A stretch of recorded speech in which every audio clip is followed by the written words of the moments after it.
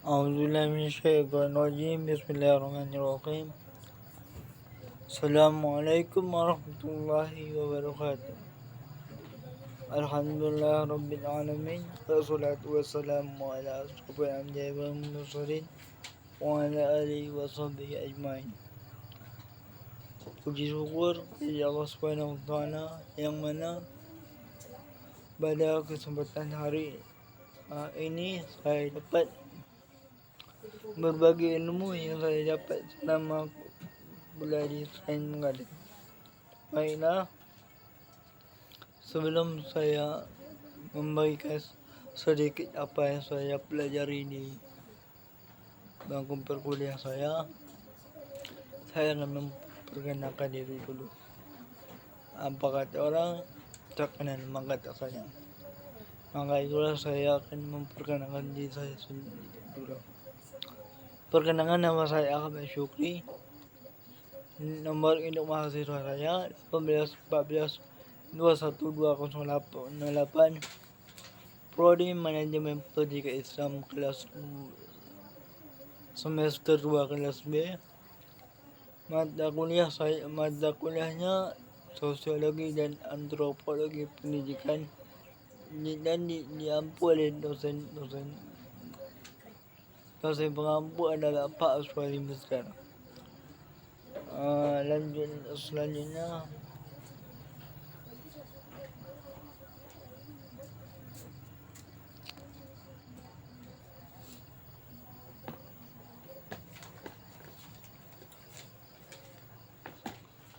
pengertian kapital. Secara etimologi, kapital berasal dari kata Latin yang berarti kepala.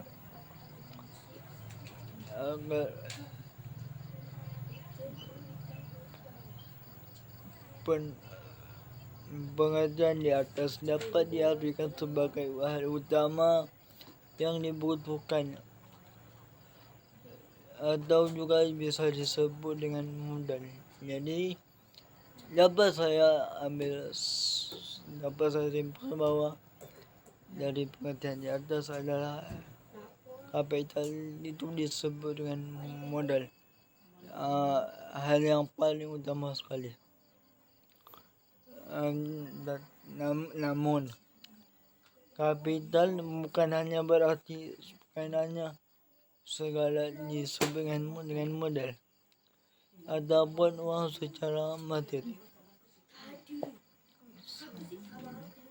Dalam bahasa Indonesia, orang sering menggunakan istilah modal yang kuat, artinya tak ada uang untuk belanja barang,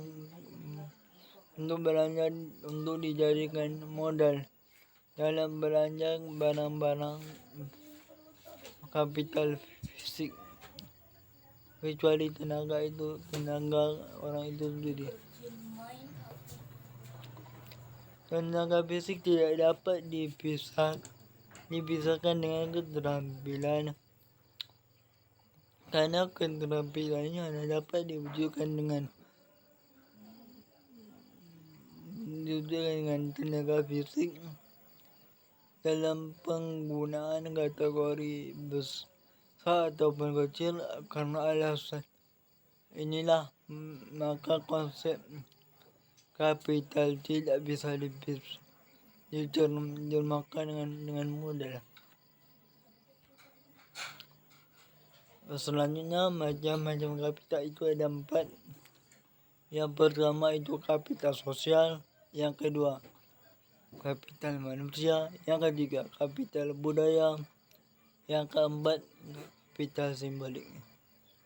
Baiklah, kita masuk ke macam-macam kapital. Yang pertama yaitu pendidikan sebagai kapital sosial.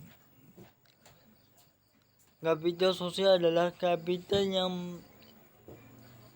yang merupakan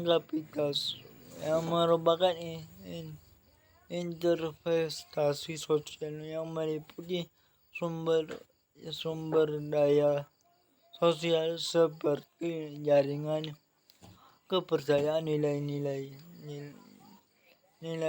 dari norma serta kekuatan menggerakkan dalam struktur hubungan sosial untuk mencapai tujuan individual atau kelompok secara efisien dan efektif.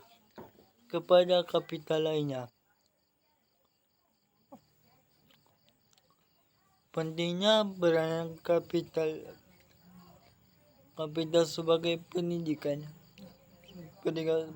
sosial. Kapital karena modal untuk manusia tetap hidup bukan hanya diperoleh modal yang berupa materi, akan tetapi pendidikan dibutuhkan untuk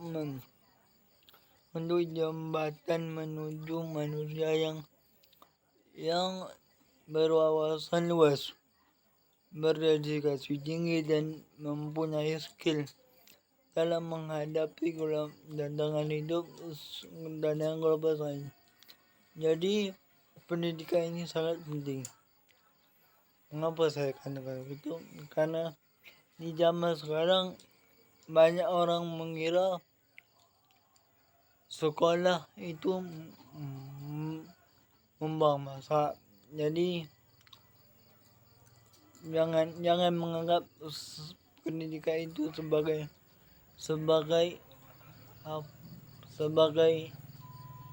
hantu anak kecil, tapi adalah sebagai motivasi kita untuk mempunyai wawasan tinggi. Selanjutnya, pendidikan sebagai kapital manusia. Nah, kapital manusia diciptakan untuk mengubah manusia itu sendiri dengan memberikan mereka keterampilan dan kemampuan, memampukan mereka bertindak dengan cara baru. Kapital visible wujud dapat diwujudkan dalam bentuk materi yang jelas. Adapun kapital yang tidak terwujud diwujudkan dalam keterampilan dan pengetahuan yang dipelajari individu. Pendidikan sebagai suatu sarana pengembangan dan pertumbuhan manusia melalui peningkatan keterampilan dan kemampuan produksi tenaga manusia itu sendiri. Jadi pendidikan ini adalah sebagai kapital manusia. Yang dimaksudkan ini adalah manusia, sebab pendidikan itulah manusia jadi berani mengungkapkan sesuatu, jadi banyak wawasan luas terhadap pengetahuan dari segi sosial, agama, dan lain-lain. Yang ketiga adalah pendidikan sebagai kapital sosial budaya. Kapital sosial budaya merupakan kultur yang menuntun selera bernilai budaya pada konsumsi tertentu yang mengembangkan bentuk kualifikasi pendidikan. Pendidikan seseorang modal pengetahuan yang dibutuhkan untuk membuat perbedaan atau penafsiran nilai-nilai yang ada. Pendidikan membantu kooperasi pengetahuan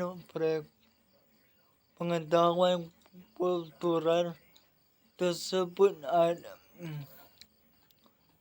tersebut agar dapat memberikan seseorang frekuensi dalam berpikir, bertindak, bersikap, dan berperilaku. Dalam bahasa nilai-nilai asumsi, model-model tentang keberhasilan dan kegagalan, cantik dan jelek, indah dan buruk, sehat dan sakit, sopan dan asalan. 4.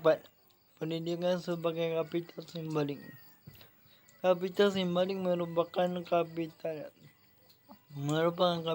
otoritas atau kehormatan dalam kehormatan yang diberikan individu atau kelompok melalui suatu proses penilaian yang dapat dilihat dari sudut pandang, misalnya dari segi harta, pendidikan, keutuhan, dan lain sebagainya. Secara sederhana, kapital mengatur simbol yang sosial yang tidak dapat diperoleh seseorang ketika ia mendapat kapital ekonomi yang tinggi, karena keterampilan melalui proses yang banyak melalui pendidikan, produksi sosial lainnya. Pada umumnya, para sosiolog menyimpulkan bahwa kapital simbolik adalah kapital yang diwujudkan dalam prestasi kemampuan sosial. Kesimpulan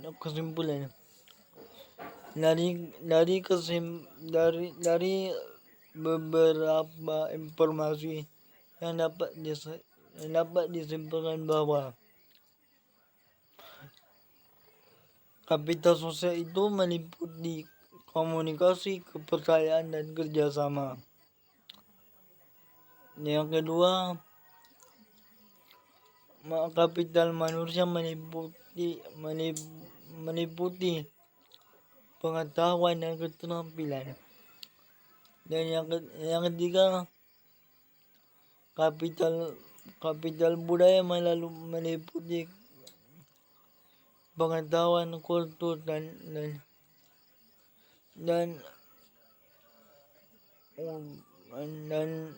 pengetahuan. Yang keempat, kapital simbolik meliputi kemampuan mengatur simbol.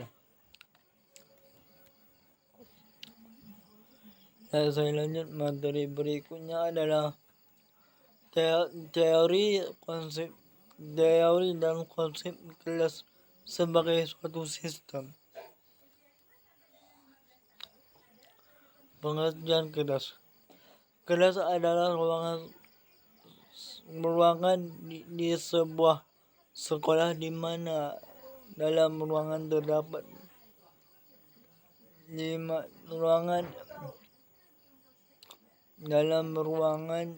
itu tempat terjadinya proses belajar mengajar antara guru dan siswa, dan media pendukung pembelajaran.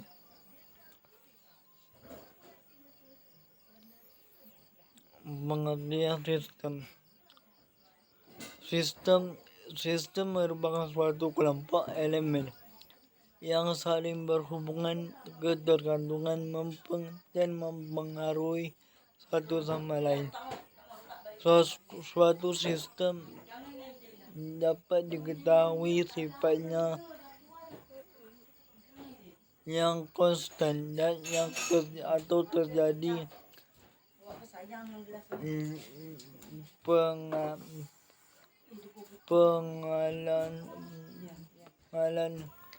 pengalaman terus-menerus. dengan cara yang sama sehingga memiliki hubungan interaksi yang terstruktur. Teori kelas dengan pendekatan yang pertama itu teori interaksi, memahami dan memperhatikan setiap metode pembelajaran dalam mengelola kelas. Selanjutnya teori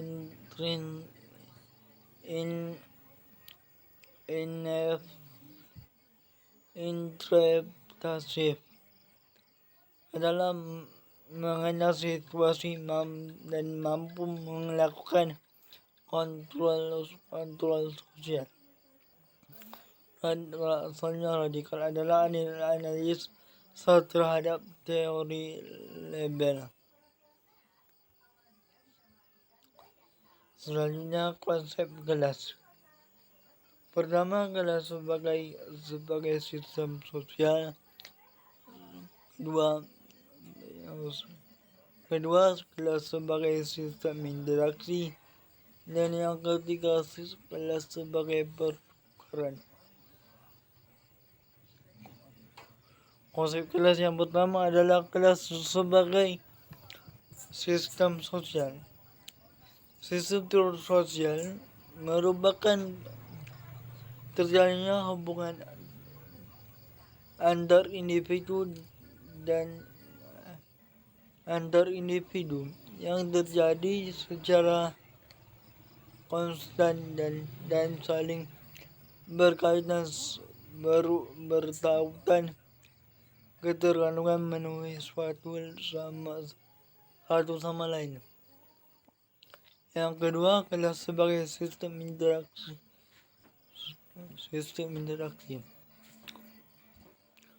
Kelas sebagai sistem interaksi ini merupakan hubungan timbal balik atau ada semacam perlawanan antara guru dan murid, di mana terjadi suatu kontra dan komunikasi yang bersifat teratur dan terstruktur, yang berdekatan dengan pendidikan.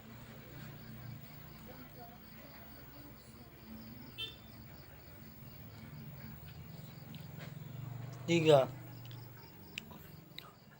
kelas sebagai pertukaran. Sistem sosial merupakan hubungan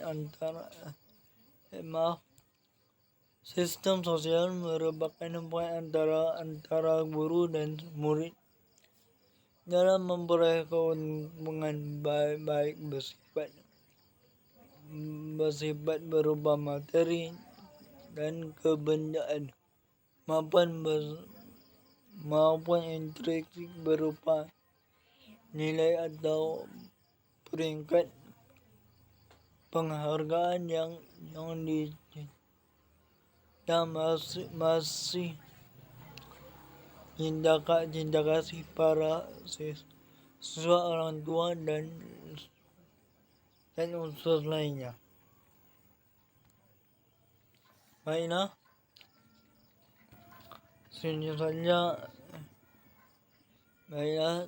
hanya saja yang dapat saya sampaikan pada pertemuan kali ini. Kurang lebihnya saya mohon maaf. Mumpung masih suasana lebaran, saya sekeluarga mengucapkan minal aidin wal faizin, mohon maaf lahir batin.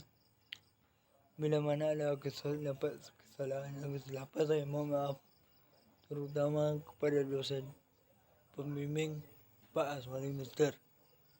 Kalau ada salah silap menyinggung perasaan beliau, saya mohon maaf. Dan saya sudahi. Wabillahi taufiq wal hidayah. Wassalamualaikum warahmatullahi wabarakatuh.